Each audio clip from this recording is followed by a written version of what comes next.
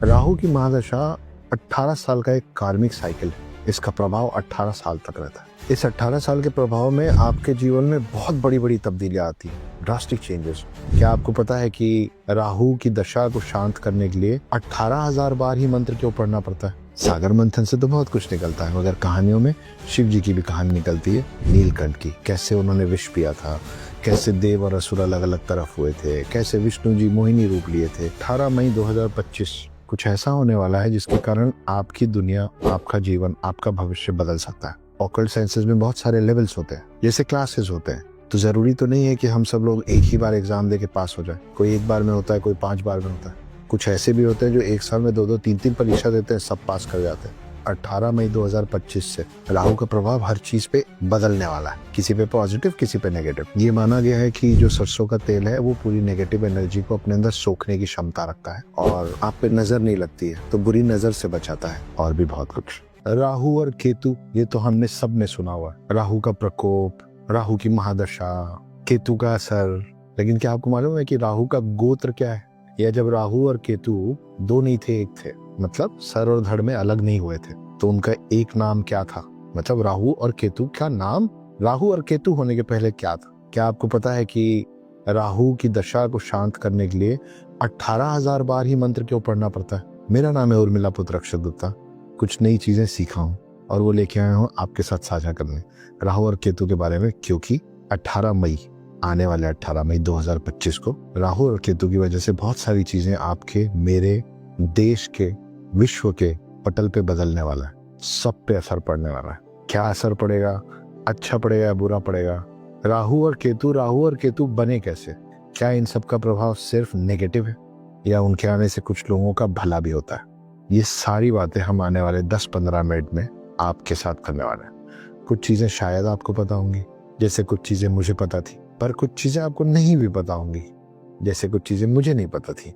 तो राहु और केतु से रिलेटेड बहुत सारे इंटरेस्टिंग और जरूरी इंफॉर्मेशन को मैं कलेक्ट करके इस एपिसोड में आपके लिए लेके आया हूँ। ध्यान से सुनिएगा। तो जैसा कि मैंने कहा कि 18 मई 2025 कुछ ऐसा होने वाला है जिसके कारण आपकी दुनिया, आपका जीवन, आपका भविष्य बदल सकता है।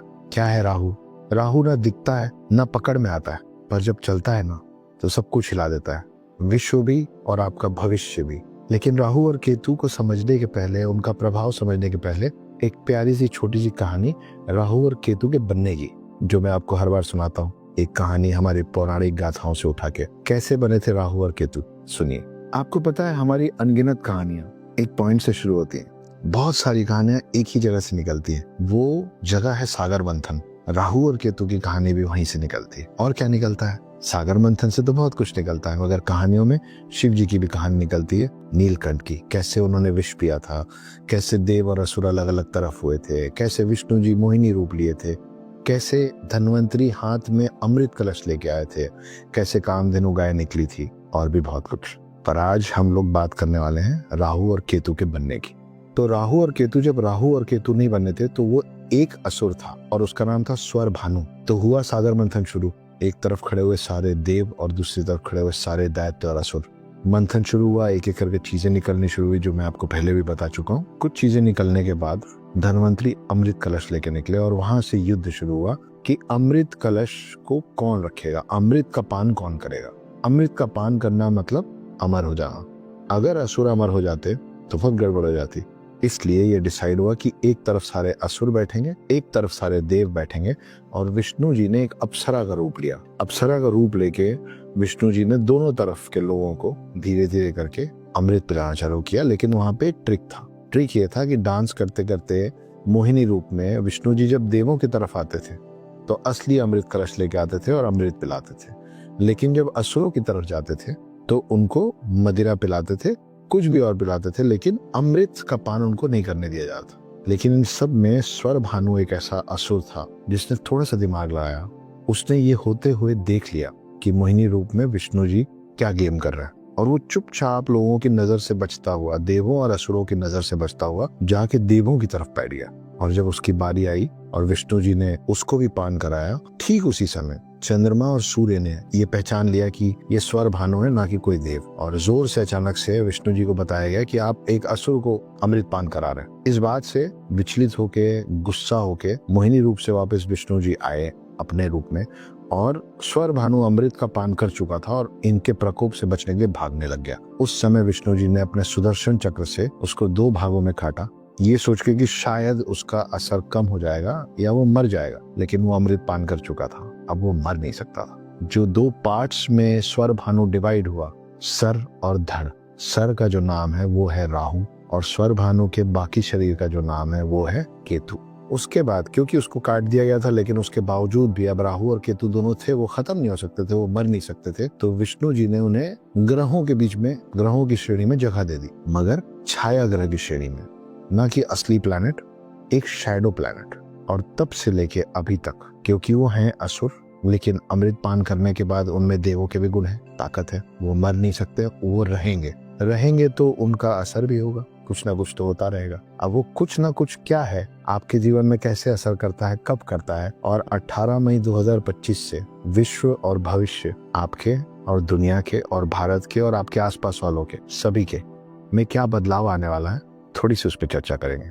तो ये बैक स्टोरी थी राहु और केतु की, कैसे स्वर भानु एक राक्षस अमृत पान करके राहु और केतु बना, जो बने छाया ग्रह, शैडो प्लैनेट्स। तो राहु का गोत्र है पैतिनस्य, और राहु का जन्म स्थान है सिंघिका क्षेत्र। सिंघिका क्षेत्र पहले का नाम है श्रीलंका। तो श्रीलंका वाले क्षेत्र में राहु का जन्म हुआ था, और पैतिनस्य नाम है उसके गोत्र का।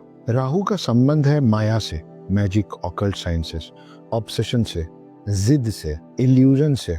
मतलब आपको कोई कुछ कहेगा और आपको समझ में कुछ और आएगा, आपको कोई कुछ दिखाएगा, लेकिन आपकी बुद्धि में वो किसी अलग तरीके से जाएगा। तो जैसा कि मैंने आपको बताया कि राहु को छाया ग्रह कहा गया, शैडो प्लैनेट कहा गया, मतलब वो बाकी प्लैनेट जैसा नहीं है, जैसा अलग से दिख रहा है वैसा नहीं है। और क्योंकि वो छाया है, उसका असर हर ग्रह पे पड़ता है, हर चार्ट में पड़ता है। तो फर्क नहीं पड़ता है कि आप ऋषभ हैं, या आप सिंह हैं, या आप मीन हैं, या आप वृश्चिक हैं, हर चार्ट पे उसका असर किसी न किसी तरीके से पड़ेगा। और आता है जब तो करता क्या है, डिजायर क्रिएट करता है, इच्छा शक्ति बढ़ाता है, इच्छाओं को उत्पन्न करता है आपके अंदर। अगर पॉजिटिवली उत्पन्न करेगा तो आपके डिजायर स्पिरिचुअलिटी की तरफ बढ़ेंगे, है ना, आप आध्यात्म की तरफ बहुत ज्यादा इंक्लाइन होंगे। लेकिन अगर आपके अंदर डिजायर नेगेटिवली आएगा तो आप मटेरियलिस्टिक चीजों की तरफ बढ़ेंगे।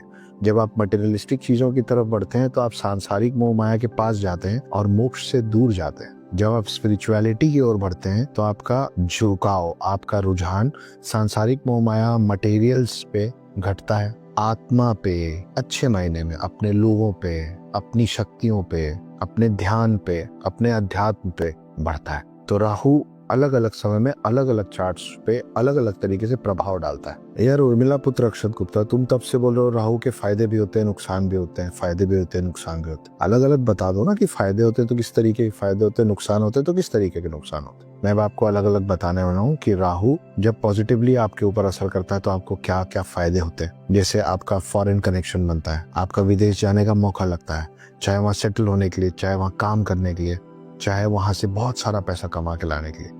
मीडिया में, टेक्नोलॉजी में आप बहुत कमाल की चीजें कर सकते हैं, आप बाकियों से आगे जा सकते हैं।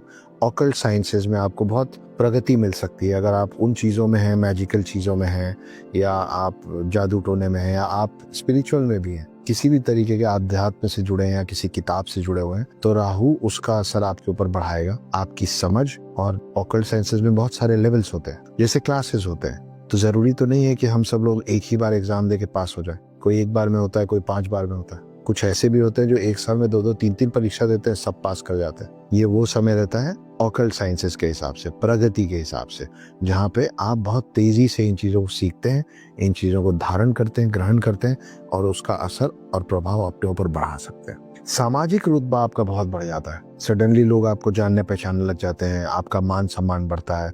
आप कहीं किसी जगह पे खड़े होकर कुछ बोलते हैं तो सारे लोग बड़े ध्यान से सुनते हैं, सबको लगता है ये जो कह रहा है वही सही कह रहा है। विरोध के वक्त में भी जब आपके अगेंस्ट लोग खड़े हैं, आपके खिलाफ भी बोल रहे हैं, उसके बावजूद भी आपकी प्रगति का जो स्पीड है वो कम नहीं होता है। ये समझ लीजिए कि अगर आपके ऊपर राहु का पॉजिटिव प्रभाव है और आपने कुछ नेगेटिव चीजें भी की हुई हैं, और फॉर एग्जांपल आप पॉलिटिशियन है या एक्टर है, आप एक इलेक्शन लड़ रहे हैं और सब तरफ से माना जा रहा है कि इस बार तो बंदा इलेक्शन नहीं जीतेगा क्योंकि विरोध बहुत है, उसके बावजूद वो बंदा इलेक्शन जीत जाएगा। आप एक्टर हैं, आप किसी कॉन्स्पिरेसी में फंस गए हैं, आप किसी स्कैंडल में फंस गए हैं, पूरे देश में आपका विरोध हो रहा है, ऐसा लग रहा है कि अब जो इसकी फिल्म आएगी ना वो तो चल ही नहीं सकती, लेकिन फिर वो फिल्म आती है और उसके बाद भी वो हिट आ जाती है। आपकी तबीयत खराब थी या कुछ हो गया था, आपने पढ़ाई में ध्यान नहीं दिया, आप समय पे पढ़ के उतनी तैयारी नहीं कर पाए जितना आप चाह रहे थे, लेकिन उसके बावजूद, और सबको लग रहा है, आपको खुद भी लग रहा है कि इस बार तो मैं एग्जाम क्लियर नहीं करूंगा, लेकिन जब रिजल्ट आया तो आप खुद चौंके हुए कि पता नहीं कैसे क्लियर हो गया। ये सब राहु का पॉजिटिव प्रभाव होता है। राहु के बुरे प्रभाव में आप चिंता से घिरने लग जाते हैं, ऐसी चीजों पे परेशान होने लग जाते हैं जो हुआ भी नहीं। मैं ये कर रहा हूँ, अगर मैं ये करूंगा और ऐसा हो गया तो क्या होगा, मैं प्लेन में बैठ रहा हूँ, ये प्लेन क्रैश हो गया तो क्या होगा, मैं एक शादी कर रहा हूँ, ये शादी नहीं चली तो क्या होगा, मैं कोई चीज खरीदने जा रहा हूँ, वो चीज मतलब मैं दुकान से खरीदने वाली चीज नहीं बोल रहा हूँ, कोई महंगी चीज खरीदने की बात कर रहा हूँ, या कोई बहुत महंगा प्लॉट खरीदने की बात कर रहा हूँ, कोई घर खरीदने की बात कर रहा हूँ कि ये घर खरीद रहा हूँ, इसका सब वास्तु दोष हुआ तो क्या होगा, यूं होता तो क्या होता में फंसना शुरू होता है राहु के बुरे प्रभाव के समय में। आप मेंटली बहुत स्ट्रेस्ड रहते हैं, आप छोटी छोटी बात में चिड़चिड़ाए जाते हैं, आपको लगता है कि लोग आपके खिलाफ खड़े हुए हैं, जबकि ऐसा है नहीं, मगर आपको ये भ्रम होता है, कोई आपसे कहना कुछ और चाह रहा है, आपको समझ में कुछ और आता है उसका मतलब, आप उसको मिस इंटरप्रेट करते हैं, आप उस पर भड़क जाते हैं। इसका उल्टा भी हो सकता है, कोई सीधे सीधे आपका नुकसान करने की बात कर रहा है, आपको समझ में नहीं आएगा, आपको लगेगा ये मेरा हिमायती है, ये मेरा हितैषी, ये मेरा वेल विशर। इस तरीके की चीजें राहु के बुरे प्रभाव में होती है। अच्छी नींद ना आना, शारीरिक तौर पे हर समय मेंटली थकान महसूस करना, ये सारी चीज राहु करता है। ये बहुत बड़ा और बहुत दिखने वाला प्रभाव होता है। जुए की तरफ झुकाव होना, नशे की तरफ झुकाव होना, किसी टॉक्सिक रिश्ते की तरफ झुकाव होना, जहाँ पे आपको सब लोग आपके आसपास बोल रहे हैं कि ये इंसान तुम्हारे जीवन के लिए, तुम्हारे लिए अच्छा नहीं है, लेकिन आप उसी की तरफ झुकते जा रहे हैं। आपका रोज उस व्यक्ति से झगड़ा हो रहा है, लेकिन आप उसका साथ नहीं छोड़ पा रहे हो। वो रिश्ता सड़ रहा है, इसमें से बदबू आ रही है, चीख रहे हैं दो लोग एक दूसरे पे, लड़ रहे हैं सुबह से रात तक, लेकिन अलग नहीं हो रहे, दोनों टॉक्सिक हो गए एक दूसरे के लिए। वो एक, उन दो में से एक व्यक्ति होता है जो उस रिश्ते को जाने नहीं देना चाहता है, दूसरा होता है जो जल्दी से जल्दी उससे निकलना चाहता है। वो व्यक्ति जो उससे बाहर नहीं निकलना चाहता है या सामने वाले को नहीं निकलने देना चाहता है, उसके ऊपर है राहु का वो प्रभाव, जिसकी वजह से वो टॉक्सिक हो रहा है। आदत हो गई, लत हो गई। मैंने अभी आपको टॉक्सिसिटी के बारे में बोला था, रिश्तों की बीमारियां होती हैं इस समय, स्किन प्रॉब्लम सबसे ज्यादा होती है, स्किन के डिजीजेज होते हैं, एलर्जीज होती हैं आपको। ये सारी चीजें राहु का बुरा प्रभाव के समय में ज्यादा देखा जाता है। राहु के बुरे प्रभाव में इनको भी काउंट किया जाता है। मैं आपको डरा नहीं रहा हूँ, मैं आपको प्रॉब्लम बता रहा हूँ, क्योंकि जब तक हम प्रॉब्लम आइडेंटिफाई नहीं करते हैं तब तक हम उसके सोल्यूशन में कैसे काम करेंगे। जब तक मैं यही नहीं मानूंगा कि मेरे आसपास कुछ गड़बड़ है, तब तक मैं उसको सुधारने के प्रति काम ही कैसे करूंगा। तो किसी भी चीज के सुधार का पहला जो स्टेप है वो उस प्रॉब्लम को, उस गड़बड़ को आइडेंटिफाई करना है। तो ये सब आपको डराने के लिए नहीं बताया जाता है, ये सब सच है, ये सब सच में होता है, इसका असर होता है, हर व्यक्ति पे होता है, किसी पे जल्दी, किसी पे देर से, किसी पे ज्यादा, किसी पे कम। लेकिन जैसे हर बीमारी का इलाज होता है, बीमारी ठीक हो ना हो, दवाई से उसका प्रभाव, उसका असर घट जाता है।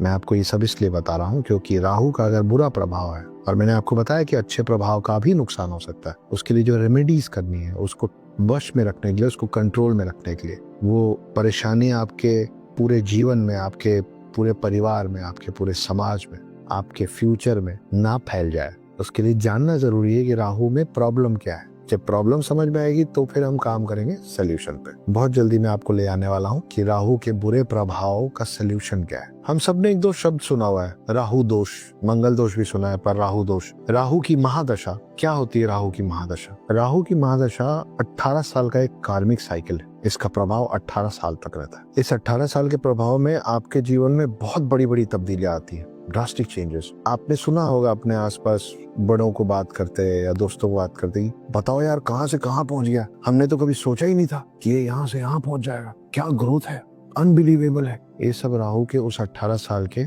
महादोष के अंदर होता है। कार्मिक साइकिल है जिसके अंदर आप बहुत तेजी से बढ़ते हैं, ड्रास्टिक चेंजेस आते हैं आप में, अनकन्वेंशनल ग्रोथ होता है, मतलब जिसको कहते हैं ना दिन दूनी रात चौगनी, ये करता है राहु। डीप कार्मिक एक्सपीरियंसेस होते हैं आपको कि आप ऐसे लोगों से मिल लेते हैं जो आपने कभी सोचा ही नहीं होगा। आप गए हैं कहीं और आपको वहां पे आपका गुरु मिल जाएगा जीवन में पहली बार, जो आप ढूंढ भी नहीं रहे थे, जिसके बारे में आपने सोचा भी नहीं था, और आपको मिलके लगेगा इसके साथ तो पता नहीं कितने जन्म का कार्मिक कनेक्शन है, इसको तो मैं पहले से जानता हूँ या जानती। और जरूरी नहीं गुरु ही मिले, इसमें जीवन साथी मिल सकता है जो बहुत अच्छा हो। अब मैंने जैसे कहा, राहु का अच्छा प्रभाव या बुरा प्रभाव आपके ऊपर उस 18 साल के राहु की महादशा का बचे पूरे जीवन पे प्रभाव रहेगा। ये वो बातें हैं जिसका प्रभाव हमेशा रहेगा। उदाहरण मुझ पे ले लेते हैं। आज की डेट में कुछ लोग मुझे पहचानते हैं, मेरा सब सही चल रहा है। कल को अगर मेरा सब कुछ नहीं भी सही चलेगा, मेरी 2-4 किताबें ना चले, मेरी 1-2 फिल्में ना चले, मैं किसी स्कैंडल में फंस जाऊं, मेरे पे कुछ लीगल केसेस हो जाए, उसके बाद भी इस समय का प्रभाव क्या रहेगा कि लोग मुझको पहचानते होंगे। ये वही है, बस फर्क क्या पड़ेगा, जब राहु पॉजिटिव था तो लोग बोलेंगे कि ये वही है जो बड़ी अच्छी बातें करता है, ये वही है जिसका हिंदुत्व पे बहुत झुकाव है, ये वही है जो आध्यात्मिक तौर पे बहुत एनलाइटेंड है, और जब मैं लीगल केसेस में फंस जाऊंगा, कुछ गलत हो जाएगा, तो वही लोग बोलेंगे कि ये वही है जिसने ये कांड किया था, जिसके ऊपर ये केस चल रहा है, जिसने ये स्कैंडल किया था। लेकिन दोनों चीजों में उसका प्रभाव ये है कि लोग मुझे पहचानेंगे। तो राहु ये करता है आपके ऊपर कि ऐसी छाप छोड़ देता है जिसके साथ आपको बचे पूरे जीवन जीना ही पड़ता है। देखिए, बहुत बड़े बड़े ग्रोथ होते हैं लोगों के, जो कभी उन्होंने खुद, बाद में सब बोलते हैं कि मैं तो इसी चीज के लिए तैयारी कर रहा था जी, ये तो मुझे पता ही था होने वाला है। 100 में से 90 लोगों को कभी नहीं पता होता है कि वो इतने फेमस हो जाएंगे, या इतने बड़े बन जाएंगे, या इतना पैसा कमा लेंगे, या इतना सक्सेस देख लेंगे। ये सिर्फ मेहनत का काम नहीं होता है, इसमें मेहनत, किस्मत और आपके ग्रह नक्षत्र सब एक साथ काम करते हैं। और जब ग्रह नक्षत्र, मेहनत, किस्मत सब एक साथ मिलता है और उसके ऊपर राहु का प्रभाव पड़ जाए, तब ये कमाल होता है। राहु महादशा के अंदर एक और सब टाइटल है, आपके मेरे समझने के लिए ऐसा कह रहा हूँ, वो है राहु अंतरदशा। इस 18 साल के पीरियड में हर प्लैनेट के ऊपर 2.5 से 3 साल का एक छोटा सा फेज आता है जिसको राहु अंतरदशा कहते हैं। ये वो पार्ट होता है जिसमें सबसे तेजी से चीजें बदलती हैं आपके जीवन में। इस 18 साल में उसका प्रभाव होता है और वो बढ़ता जाता है या घटता जाता है, लेकिन सबसे ज्यादा तेजी से जो बदलाव होता है, जो शुरुआत होती है इन चीजों, जहाँ अचानक से बूम आता है ऊपर जाने का या गिरने का, उसको कहते हैं राहु अंतरदशा, जिसका पीरियड लगभग 2.5 साल से 3 साल के बीच में होता है। क्या होता है मेनली राहु अंतरदशा के अंदर, आप जो भी चीजें उस समय पाने की कोशिश करते रहते हैं, उसकी भूख, उसकी ललक, उसको पाने की चाहत, ये सब बहुत इंटेंसिफाई हो जाता है, ऑब्सेशन के लेवल पे चला जाता है कि मुझे चाहिए ही चाहिए।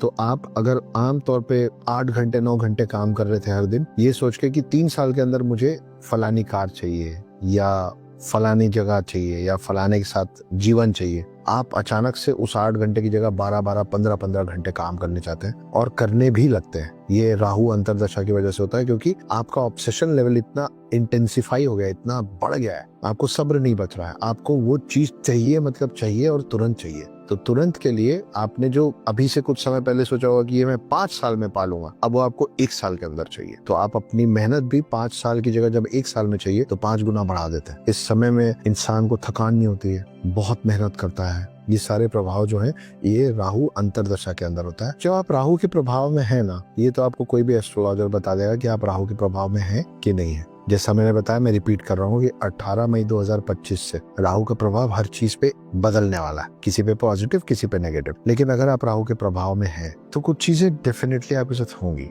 आप भ्रमित रहेंगे इल्यूजन और रियलिटी में। सच कुछ और होगा मगर आपको समझ में कुछ और आएगा।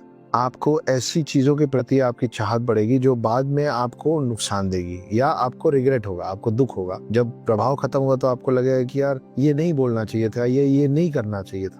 वो प्रोजेक्ट जो मेरे पास आया, वो फिल्म जो मेरे पास आई थी, क्योंकि मैं राइटर हूँ इसलिए कह रहा हूँ कि मैं किसी के पास कोई अच्छी कहानी लेके, और आपको इंडस्ट्री के अंदर अनगिनत ऐसे पुराने उदाहरण मिलेंगे कि किसी एक एक्टर के पास कोई एक फिल्म गई, उस एक्टर ने मना कर दिया, मुझे नहीं करनी। वही फिल्म फिर किसी नए एक्टर के पास गई और उसने उस नए एक्टर को सुपरस्टार बना दिया। पर वो नए एक्टर के पास वो फिल्म इसलिए गई क्योंकि एक बना हुआ एक्टर भ्रमित हुआ और उसने वो फिल्म नहीं की, इसलिए छोटे एक्टर के पास गई और अब वो छोटा एक्टर उस बड़े एक्टर से भी बड़ा नाम हो गया। बहुत सारे उदाहरण है, ढूंढिएगा बॉलीवुड में मिलेंगे, ढूंढिएगा पॉलिटिक्स में मिलेंगे, ढूंढिएगा बिजनेस में मिलेंगे, हर जगह ये मिलेगा। रियलिटी और इल्यूजन जो है ना, इसमें कंफ्यूज करता है। राहु का एक और प्रभाव ये होता है कि आप अति प्रसिद्ध होना चाहते हैं, अति सक्सेसफुल होना चाहते हैं, आप ओवर एम्बिशियस हो जाते हैं, आप कितना कुछ चाह रहे हैं उसकी कोई सीमा नहीं बांध पाते हैं, और चाहिए और चाहिए और सक्सेस और सक्सेस। और जब आपको कम वक्त में बहुत ज्यादा सक्सेस की चाहत होती है तो आप शॉर्टकट ढूंढना चालू करते हैं। शॉर्टकट टू सक्सेस का रास्ता इलीगल चीजों से होके जाता है, गलत कामों से, टैक्स की चोरी करना, किसी और का नुकसान करके अपना फायदा करना, इस तरीके की जितनी भी चीजें शॉर्टकट तरीके। और ये शॉर्टकट तरीकों से शॉर्ट टर्म सक्सेस ही मिलता है, लॉन्ग टर्म सक्सेस नहीं मिलता। मगर उस समय आप ऐसे ऑब्सेस्ड हो जाते हैं कि चाहिए चाहिए, क्योंकि आप ओवर एम्बिशन में, आप इतने ऊपर चले जाना चाहते हैं और आप उस जगह पे पहुंच जाते हैं कि यहाँ पहुंचने के मुझे जो करना पड़ेगा मैं करूंगा, सही गलत ये सब आपको दिखना बंद हो जाता है। ये सब राहु का खास प्रभाव है। मगर इसी राहु के प्रभाव को अगर कंट्रोल में रखा जाए तो क्या क्या हो सकता है। आपके अंदर कोई हिडन टैलेंट हो सकता है, आपके अंदर कोई छुपी हुई क्षमता हो सकती है जो आपने कभी जानी ही नहीं थी, जो आपने कभी देखा ही नहीं था, आपको पता ही नहीं था। और किसी दिन किसी ने बोला कि यार तुम ये काम बहुत बढ़िया करते हो, इसमें अपना हाथ क्यों नहीं आजमाते। वो कोई बिजनेस हो सकता है, कोई आर्ट फॉर्म हो सकता है कि यार तुम डांस बहुत अच्छा करते हो। अभी आपने कुछ साल पहले देखा होगा, गोविंदा जी के जैसा डांस करने वाले एक प्रोफेसर साहब आए थे मध्य प्रदेश, बड़े फेमस हो गए थे अचानक से। इस तरीके की ऊट पटांग चीजें जो आपको भी नहीं पता था, आपके आसपास वालों ने कभी आपको बोला नहीं, आपने कभी सोचा नहीं, वो एक टैलेंट था हिडन। मुझे लगता है मेरे साथ ऐसा हुआ। मैं अपने जीवन में 10 साल रेस्टोरेंट चला रहा था, मुझे पता भी नहीं था कि मैं कभी कुछ लिख सकता हूँ। मैंने जीवन में कभी कोई कहानी नहीं लिखी थी और फिर मैंने पहली कहानी लिखी और उसके कारण आप मुझे जानते हैं, देश भर में मैं प्रसिद्ध हो गया। मेरे माता पिता, मेरे आसपास वाले अभी तक सोच रहे हैं कि तुमने इसके पहले तो कभी कुछ लिखा ही नहीं था। मुझे ही नहीं मालूम था कि मैं लिख सकता हूँ, कहानी सोच सकता हूँ, इमेजिन कर सकता हूँ, देश के कुछ चुनिंदा सबसे बड़े फिक्शन राइटर्स में अपना नाम ला सकता हूँ। तो जो मैं पहले भी बोला कि अनबिलीवेबल सक्सेस की, बताओ ये कहाँ से कहाँ पहुंच गया। ये होता है राहु के कंट्रोल्ड इफेक्ट के कारण। आपको फॉरेन जाने की अपॉर्चुनिटीज मिलती हैं। अगर आप कॉर्पोरेट है तो आपको फॉरेन से इनविटेशन आ जाएगा, वहां का जॉब ऑफर आ जाएगा। अगर आप सोच रहे हैं कई साल से कि यार मैं एक बार कभी ना कभी मैं फलाने XYZ कंट्री में जाके हमेशा के लिए बस जाऊंगा, पता चला आपको उसी कंट्री से ऑफर आ गया जो आप सोचे भी नहीं थे, और अचानक से एक दिन ऑफर आ रहा है कि एक कंपनी है जो अपने हेड ऑफिस में आपको बिठाना चाहती है और उनका हेड ऑफिस USA में है, UK में है, जहां आप जाना चाहते हैं वहां है। तो ये सब इस समय के दौरान होता है जब राहु की महादशा चलती है, जो कि होती है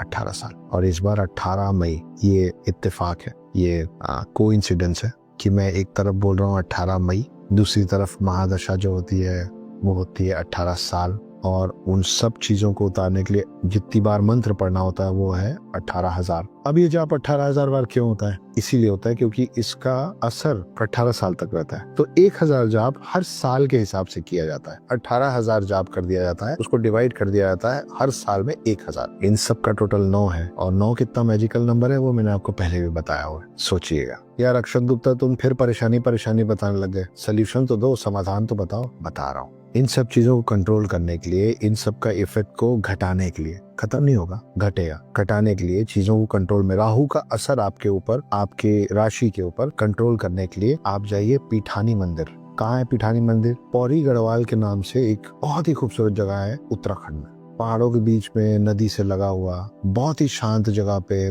जंगल के बीच में एक मंदिर है, उसका नाम है पीठानी मंदिर। वो मंदिर है राहु का। वहां जाया जाता है राहु को शांत करने के लिए।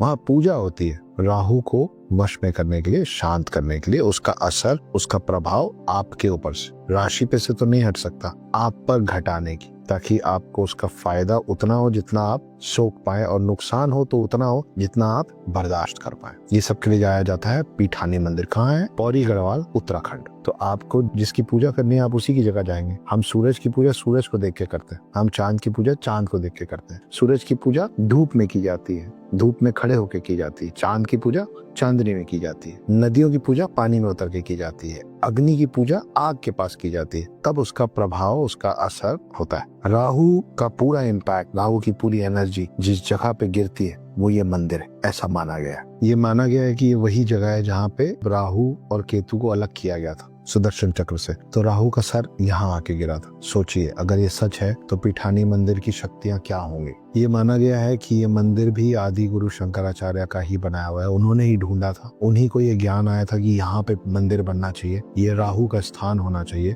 और आदि गुरु शंकराचार्य के हाथों से इसका लोकार्पण हुआ था। उसके बाद मंदिर वगैरह बना, चीजें चलती रहती हैं। पर लोगों का मानना है कि आदि गुरु शंकराचार्य ने इस जगह को ढूंढ के ये निर्णय लिया था कि ये वही जगह है जहाँ पे राहु की एनर्जी सबसे ज्यादा है। अब राहु पे चढ़ाया क्या जाता है? राहु पे चढ़ाया जाता है मस्टर्ड ऑयल, सरसों का तेल और तिल। ये कुछ बहुत करीब है जो हम शनि भगवान पे चढ़ाते हैं। क्या होता है, क्यों चढ़ाया जाता है तिल और सरसों का तेल? उसका प्रभाव होता है, तो जैसा कि मैंने आपको पहले भी बताया कि ये छाया ग्रह है, तो जब हम सरसों का तेल चढ़ाते हैं और तिल चढ़ाते हैं तो उसका जो पूरा कॉस्मिक एनर्जी है, जो डार्क फोर्सेस हैं जिसके कारण आपको नुकसान होता है, ये सब उसको शांत करता है, उसको कम करता है, उसको घटाता है। ये माना गया है कि जो सरसों का तेल है वो पूरी नेगेटिव एनर्जी को अपने अंदर सोखने की क्षमता रखता है और आप पे नजर नहीं लगती है, तो बुरी नजर से बचाता है। तिल भी मोटा मोटा यही काम करता है। ये दोनों को साथ में उपयोग किया जाता है, इसको साथ में चढ़ाया जाता है ताकि आप बुरी नजर से बचें। जो मैं आपको पहले बताया था कि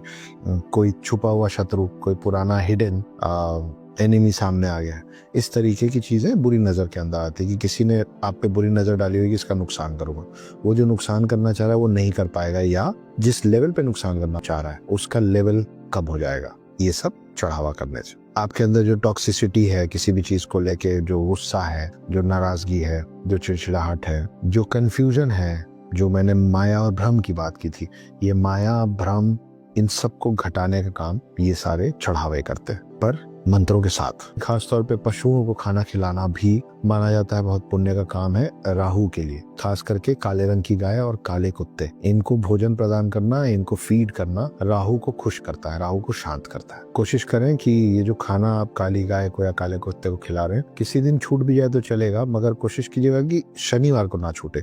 जैसा मैंने आपको बताया कि शनि और राहु एक दूसरे के काउंटर पार्ट्स है, काफी जुड़े हुए से हैं दोनों। तो शनिवार को अगर आप इनको, मतलब काले कुत्ते को और काली गाय को और भी पशुओं को अगर खाना भोजन प्रदान करते हैं तो राहु पे उसका प्रभाव ज्यादा होता है, मतलब राहु आपके लिए ज्यादा तेजी से शांत होते हैं।